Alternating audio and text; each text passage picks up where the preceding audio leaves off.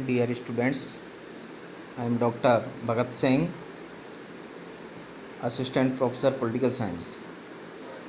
आज हम BA द्वितीय वर्ष प्रश्न पत्र द्वितीय इकाई प्रथम के अंतर्गत प्रस्तावना विषय पर अध्ययन करेंगे। प्रस्तावना को उद्देशिका के नाम से भी जाना जाता है, जिसे इंग्लिश में द प्रियम्बल बोलते हैं।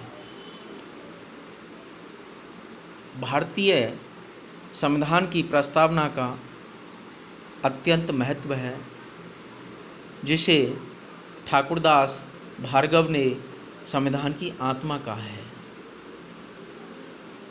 अर्नेस्ट बार्कर ने प्रस्तावना को संविधान की मूल कुंजी कहा है, तो कन्हैयालाल माणिकलाल मुंशी ने भारतीय संविधान की जन्म कुंडली भारतीय संविधान की प्रस्तावना को कहा है।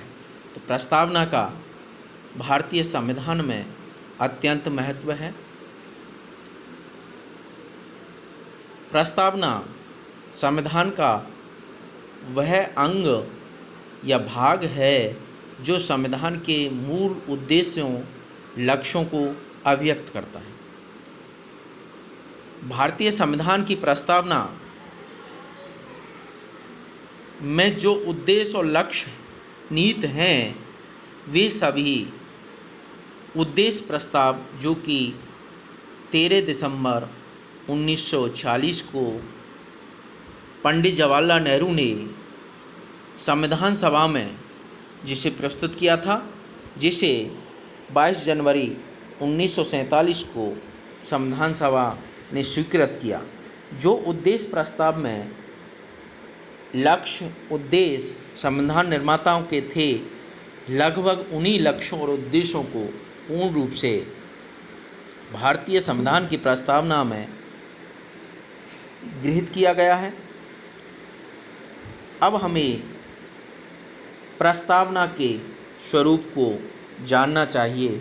भारतीय संविधान की प्रस्तावना का स्वरूप क्या है, और न केवल उसे याद करना चाहिए, हमेशा याद रहनी चाहिए, अपितु उसे हृदयंगम भी करना चाहिए, यानी हृदय में संजो करके निरंतर रखना चाहिए।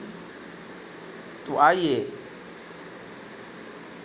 जानते हैं संविधान की प्रस्तावना का वर्तमान स्वरूप क्या है। संविधान की प्रस्तावना का वर्तमान स्वरूप, मूल स्वरूप और वर्तमान स्वरूप। हमें वर्तमान स्वरूप को जानना चाहिए कि संविधान की प्रस्तावना का वर्तमान स्वरूप क्या है। यह इस प्रकार है।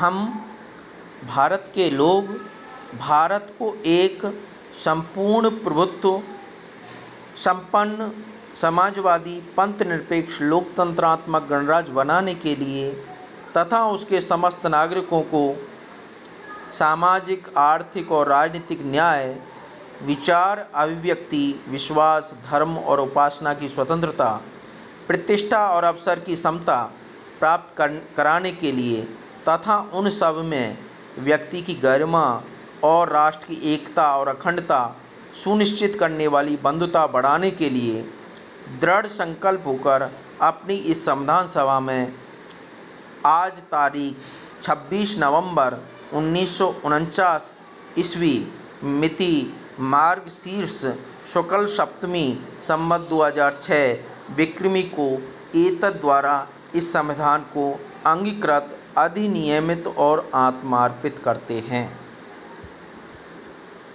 संविधान का जो मूल स्वरूप था, उसमें 42वें संविधान संशोधन 1976 में संविधान की प्रस्तावना के मूल स्वरूप में कुछ शब्द जोड़े गए।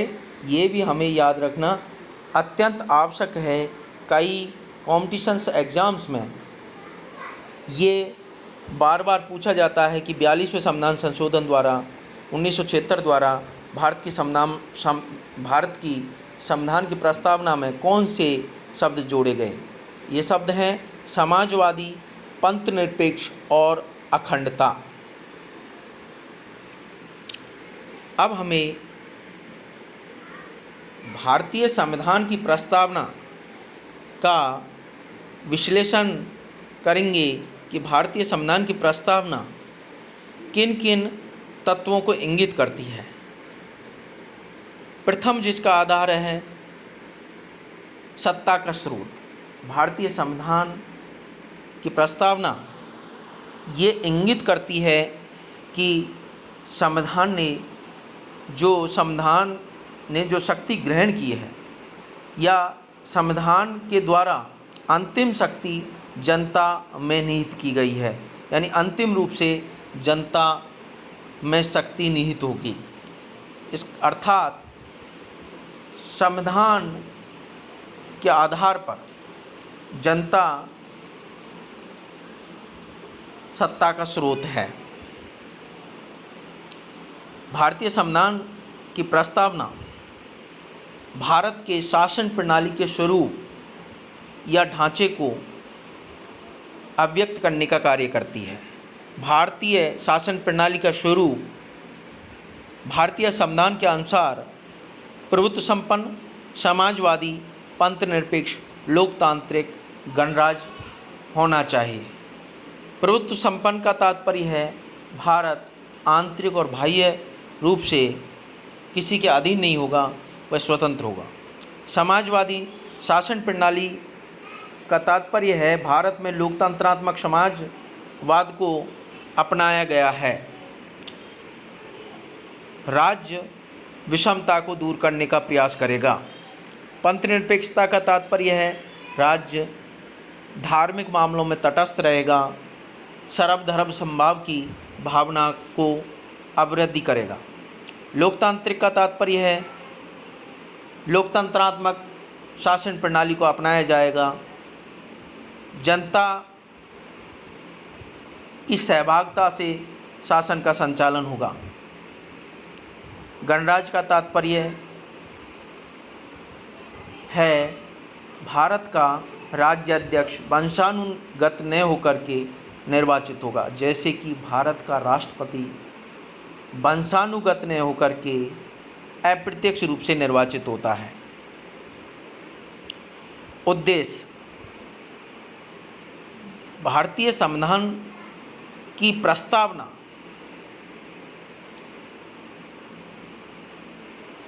संविधान निर्माताओं के जो उद्देश्य थे, क्या अपेक्षाएं थी उनकी, उन अपेक्षाओं को पूरा करना, उन उद्देश्यों को पूरा करना सरकार की जिम्मेदारी होगी, शासन प्रणाली की जिम्मेदारी होगी। वो कौन कौन से उद्देश्य थे? न्याय संविधान की प्रस्तावना में 3 प्रकार के न्याय हैं: सामाजिक, आर्थिक और राजनीतिक न्याय। Social, economic and political justice. सामाजिक न्याय का तात्पर्य है भारत में किसी भी व्यक्ति के साथ जाति, धर्म, लिंग, वंश, नस्ल के आधार पर किसी प्रकार का कोई भेदभाव नहीं होगा। आर्थिक न्याय के अंतर्गत आर्थिक विषमता को दूर करने का प्रयास किया जाएगा। अमीर और गरीब के मध्य बढ़ती हुई खाई को कम करने का प्रयास किया जाएगा। राजनीतिक न्याय का तात्पर्य है लोकतांत्रिक प्रक्रिया में समान और स्वतंत्र रूप से भागीदारी सुनिश्चित की जाएगी।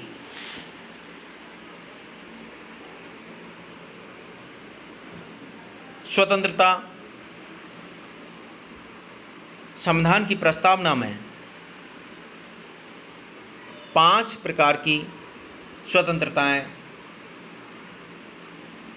अभिव्यक्त की गई हैं: विचार, अभिव्यक्ति, विश्वास, धर्म और उपासना की स्वतंत्रता।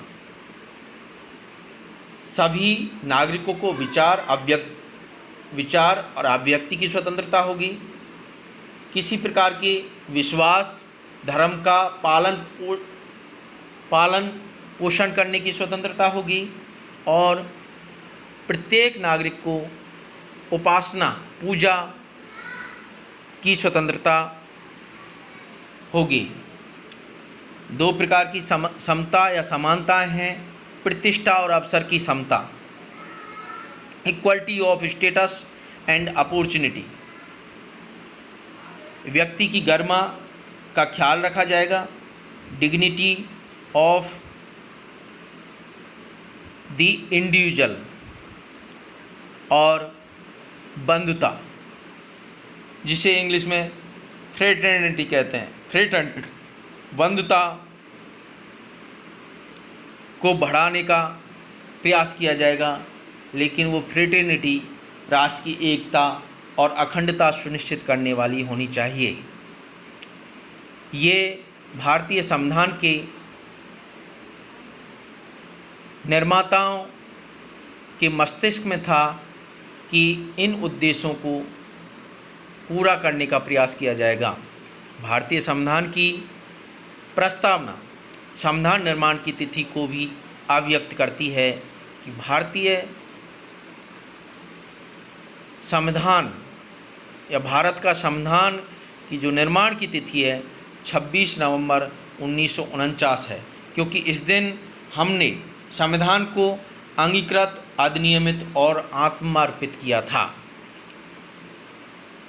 अब अगला क्वेश्चंस या प्रश्न उत्पन्न होता है, क्या प्रस्तावना संविधान का भाग है या नहीं है। इसमें हमें दो सुप्रीम कोर्ट के दो वाद या केसों को याद रखना चाहिए। बेरुवाड़ी वाद 1960, जिसमें न्यायालय ने कहा था कि संविधान की प्रस्तावना या उद्देश्य का संविधान का भाग नहीं है, जबकि केशवानंद भारती बनाम केरल राज्य बाद 1973 में सर्वोच्च न्यायालय ने ये स्पष्ट किया था कि संविधान की प्रस्तावना संविधान का भाग है, उसका अभिन्न अंग है, क्योंकि